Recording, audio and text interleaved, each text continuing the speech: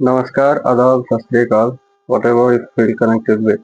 Welcome to my YouTube channel आकाश शर्मा। आज हम लोग क्लास 11th के मैथमेटिक्स के एक बहुत इम्पोर्टेंट चैप्टर के बारे में पढ़ने जा रहे हैं, जो कि है सेट या सेट थ्योरी, है ना। ये जो वीडियोस होने वाला है वो बाइलिंगुअल होने वाला है, आपको समझ में बहुत ही आसानी से आ जाएगी। ठीक, तो ये जो चैप्टर है ये है आपका फर्स्ट चैप्टर और 11th क्लास का मैथ का सेट थ्योरी। ठीक है, तो इसमें जो है पहला हम लोग जो कंसेप्ट पढ़ने वाले हैं वो है हिस्ट्री ऑफ सेट्स, यानी कि जो सेट है उसके पीछे कुछ इतिहास रहा होगा, है ना। कोई भी चीज ऐसे ही तो नहीं आता, उसके पीछे कुछ ना कुछ वजह होती है। तो वो क्या वजह है जिसके बारे में ये सेट जो चैप्टर है वो बना। तो ये जो चैप्टर है बोला है कि the theory of sets was developed by a German mathematician George canter. एक मैथमेटिशियन का नाम था George canter. He first encountered sets while working on problems on trigonometric series। जब वो ट्रिगोनमेट्रिक सीरीज में काम कर रहे थे, ठीक है, तब उनको कुछ प्रॉब्लम्स आई, कुछ परेशानियां आई, जिनको सॉल्व करने के लिए उनको सेट की आवश्यकता पड़ी। और वो फर्स्ट इंट्रोड्यूस किए सेट के बारे में कि ऐसा ऐसा कुछ चीजें होती है। ये क्या है, एक कंसेप्चुअल चीज है, इसको आपको क्या बोलते हैं, कंसेप्ट के जरिए आपको समझना होगा। ठीक है, लॉजिकल है। ठीक है, today this concept is being used in almost every branch of mathematics. आज हम लोग ये जो सेट है, सेट का कंसेप्ट है, उस जो जॉर्ज कैंटर ने दिया था कि सेट करके कुछ चीजें होता है, आगे हम लोग पढ़ेंगे। कैंटर एक बहुत फेमस मैथमेटिशियन है, आगे चलकर आप इनका बहुत सारा थ्योरम्स आपको देखने को मिलेगी, जिसको हम लोग प्रमेय कहते हैं, कैंटर्स इंटरसेक्शन थ्योरम एक्सेट्रा, बहुत सारा मिलेगा। तो उसमें जो है हम लोग देखेंगे। तो यहाँ पर बोला है कि सेट का जो कंसेप्ट है वो बहुत जगह मैथमेटिक्स को बहुत ब्रांच में यूज किया जाता है। Set are use to define the concept of relation and function. अगर आपको रिलेशन फंक्शन को बहुत अच्छे से, बहुत बेहतरीन से पढ़ना है तो आपको सेट की आवश्यकता होगी, आपको जानना पड़ेगा सेट के बारे में। ठीक, द स्टडी ऑफ जियोमेट्री, अगर आपको जियोमेट्री पढ़ना है, सीक्वेंसेस पढ़ना है, प्रोबेबिलिटी पढ़ना है, और भी कुछ मैथमेटिक्स के ब्रांचेस है उसको अगर पढ़ना है, requires the knowledge of set. आपको सेट की नॉलेज चाहिए आपको, ना। तो अच्छे से देखिएगा इसको। ये पहला क्लास चैप्टर 11 का पहला चैप्टर है 11 क्लास का, और जो लोग 10th से 11 मूव करके आए हैं उनके लिए पहला ही कंसेप्ट है। जैसे 10th में आपको ट्रिगोनोमेट्री मिला होगा पहला, तो वैसे आपको 11th में सेट एकदम नया चीज मिल रहा है। एक्चुअली जो चैप्टर है ये आपको थियोरेटिकल पहले पहले कुछ थियोरेटिकल चीजें जाननी पड़ेगी, तो दिक्कत ना हो। इसको इंटरेस्टिंग बनाना मेरा काम है। आपको समझ में आएगा, आपको इंटरेस्ट के साथ पढ़ना होगा। ठीक, नेक्स्ट है डेफिनेशन ऑफ अ सेट। हम किसको सेट कहेंगे, तो इसके लिए कुछ चीजें हमको जाननी पड़ेंगी। बोलता है कि in our mathematical language, mathematics में हम लोग कुछ लैंग्वेज यूज करते हैं, क्या, everything in this universe whether living और नॉन लिविंग, इस यूनिवर्स में कोई भी चीज हो, चाहे वो लिविंग हो या नॉन लिविंग हो, उसको हम लोग एक ऑब्जेक्ट कहते हैं, उसको ऑब्जेक्ट कहते हैं। ठीक है, जैसे ये पेंसिल है, ये है नॉन लिविंग। ठीक, साइंस में इसको नॉन लिविंग कहते हैं, हम लोग मैथमेटिक्स में, साइंस में भी इसको ऑब्जेक्ट कहते हैं। ठीक, जो लिविंग थिंग्स है, जैसे मैं हो गया, आप हो गए, एंट हो गया, एलिफेंट हो गया, ये सारे क्या है, लिविंग थिंग्स है। ये भी हमको क्या कहना है, ऑब्जेक्ट कहलाते हैं ये। हाँ, बोलता a given collection of objects is said to be well defined.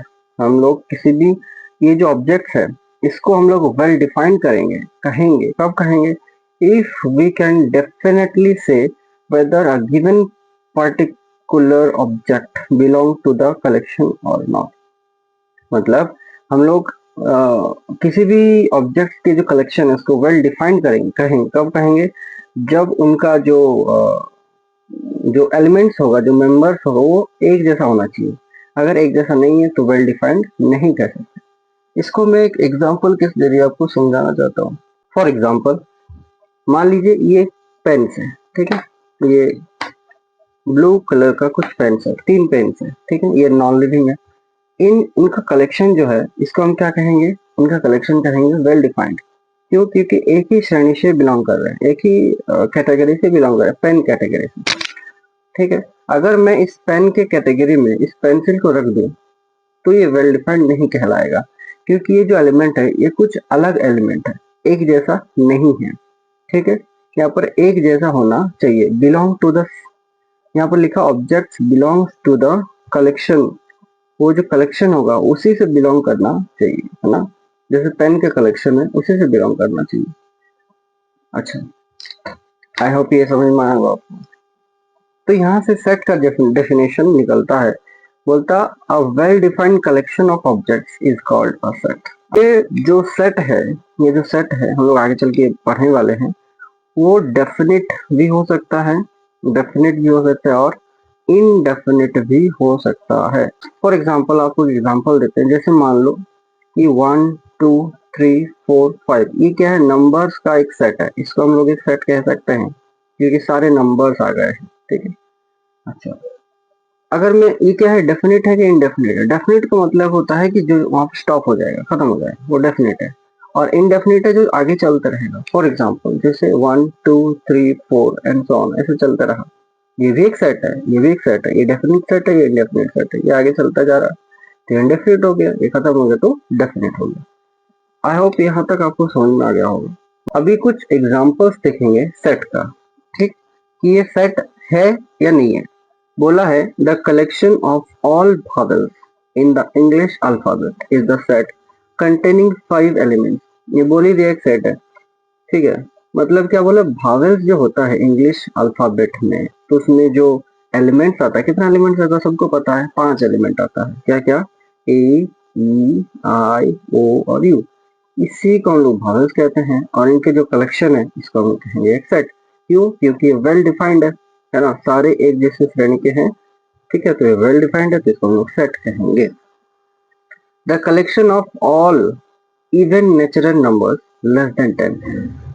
अच्छा, नेचुरल नंबर क्या होता है? 1 2 3 4 एंड सो ऑन ऐसे होता है। अब बोला है कि इवन नेचुरल नंबर, इवन मतलब डिविजिबल बाय 2, फॉर एग्जांपल 2 4 6 ये सब, है ना।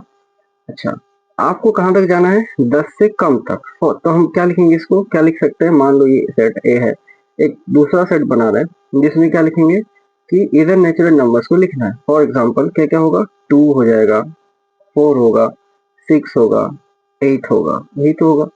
ये क्या है? इवन नेचुरल नंबर्स है, ठीक है। जीरो नहीं आएगा इसमें, है ना।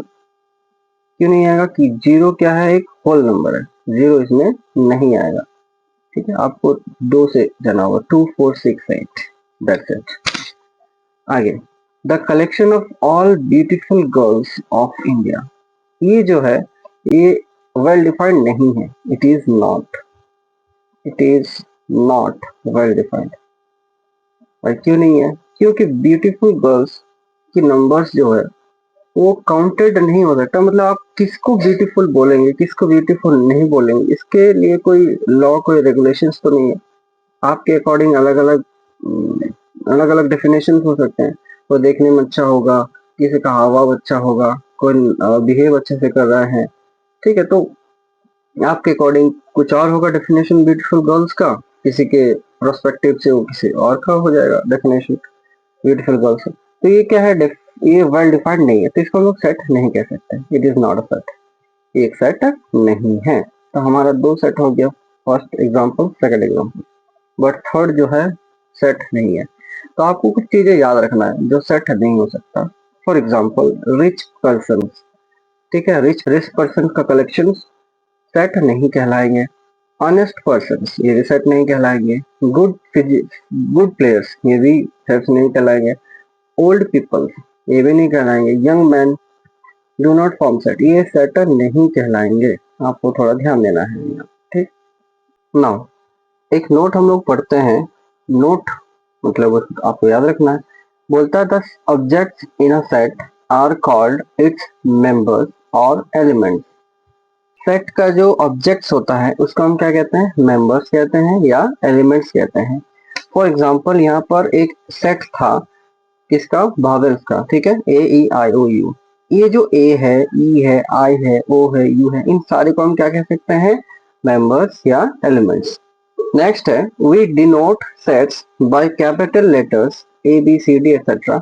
हम लोग सेट को जो हम लोग डिनोट कर सकते हैं उसको हम कैपिटल लेटर से डिनोट करेंगे। जैसे यहाँ पर ए लिखे हैं कैपिटल लेटर में, यहाँ पर बी लिखा गया है कैपिटल लेटर में। आप ऐसा कभी भी नहीं लिखेंगे जैसे A is equal to A E I O U, ना, ऐसा नहीं लिख सकते आप, स्मॉल लेटर का यूज नहीं कर सकते, आप कैपिटल लेटर ही लिखोगे, ठीक। थर्ड है the elements of a set are represented by small letters which is a B C D etcetera.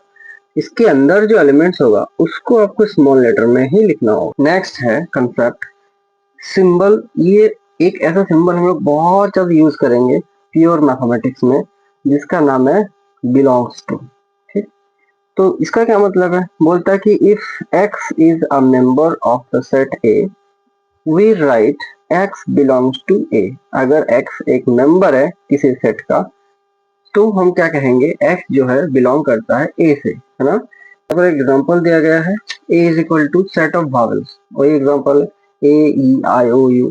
यहाँ पर हम लोग कह सकते हैं कि A belongs to A, E belongs to, ऐसे करके बाकी सारे लोग इसमें बिलोंग कर रहे हैं। अगर वो बिलोंग नहीं करते हैं, if x does not belongs to A then we write x does not belong to A। हम लोग पढ़ते भी इसे x does not belong to A। तो फॉर एग्जांपल यहाँ पर देखिए 1 2 3 4 का एक सेट है जिसको सेट A मान लिया गया है। तो यहाँ पर बोलेंगे, जो यहाँ देखिए यहाँ पर 5 है एलिमेंट, नहीं है, यहाँ पर लिखा है 5 does not belongs to A, 10 does not belongs to A, 7 does not belongs to A।